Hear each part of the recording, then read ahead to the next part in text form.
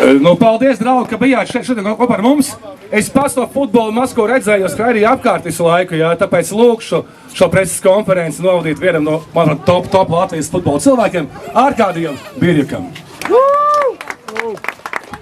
Un Māri, vispirms tavs komentārs par spēli. Vispirms arī apsveic ar uzvaru, protams. Un paldies!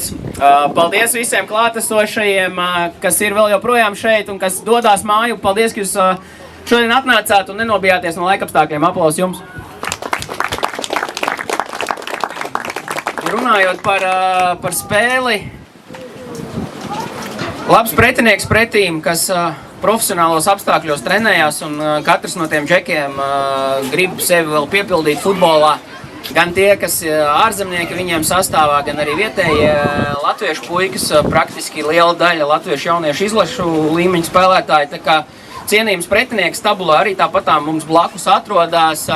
Zinājām, ka būs grūti, daudz dažādas eksperimentus šodien spēles laikā veicām, mainījām, man liekas, Atis šodien kādās 3 pozīcijās, 4 nospēlēja pa spēli, acīgākie skatītāji pamanīja varbūt. Tā kā eksperimentējām, mēģinājām atrast to uzvaras atslēgu, kas beigās arī izdevās.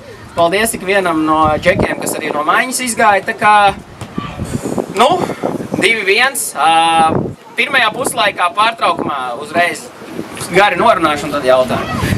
Pārtraukumā runājam, ka praktiski visu jau mēs izdarām, bet nedaram paši galveno, nenogādājam bumbu sodlaukumā. Esam tur 7-8 cilvēki apkārt, bet mēģinām tur izspēlēt līdz tukšiem vārtiem. Pirmajā puslaikā neviens sitiens vārtu rāmī nebija, izņemot 11 metru soda sitienu, tā kā uzstādījums bija otrajā puslaikā. Ja ir iespēja, tad nevajag atrast tur izcilāko piespēli, vajag vienkārši nogādāt bumbu sodlaukumā, kas arī otrajā puslaikā bija centrējums un gols. Un 2-1 ar 2 sitieniem vārtu rāmī šodien uzvarējām. Un tā te arī tavs komentārs, kur sarežģītāk virsliigā vai šeit, kur tev liek dažādās pozīcijās spēles gaitā? Man pat grūti teikt īstenībā, jo tur abās līgās ir savi izaicinājumi. Un kā jau Mārs teica, ja es tik daudz pozīcijās vienā spēlē, man liekas, neesmu spēlējis. Tas bija varbūt tāds mazais, bet arī vispār kādu laiku nebija spēlējis un joprojām grūti 90 nospēlēt. Un man īstenībā tas ir pats lielākais prieks, nemaz neskatoties uz rezultātu, ka es 90 minūtes nospēlēšu šodien. Kur labāk atmosfērā, šeit vai Tukumā? Uzmanīgi! Šeit. Māri man prasīja pajautāt, kā patika Coldplay koncerts vakar? Nogurdinošāks kā spēle aizvadīt. Kādreiz jau dara arī bišķiņu laiku sev un ģimenei. Un tad futbols, tā kā saplānojam tā, ka pat taisno gandrīz vai pēc koncerta šodien 5:10, 20 atbrauc autoostā un caur mājām ātri uz stadionu uzreiz. Tā kā atpūta, pēc tam prasīs vēl atpūtu. Pirmais aplis beidzies, varbūt tavs novērtējums, cik daudz punktus cerēja ieraudzīt tabulā pēc pirmā apļa un cik daudz dabūja? Es teiktu, ka 10 baļu sistēmā pirmo aplis novērtētu uz 7 vietu. Diezgan labi aizvadījām visās spēlēs, arī tās, kuras zaudējām ar līdzvērtīgajiem tabulas kaimiņiem.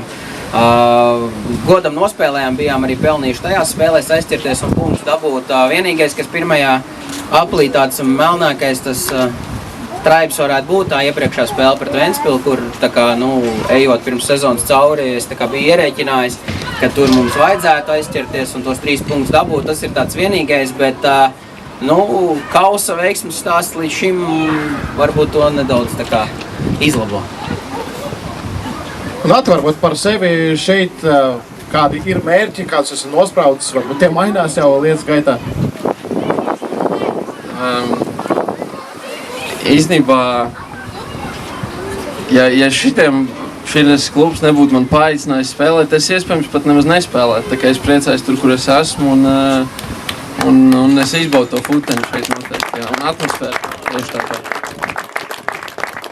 Vēl kādi jautājumi no publikas? Ja jautājumu nav, tad visi maleči, ne mājās. Paldies jums!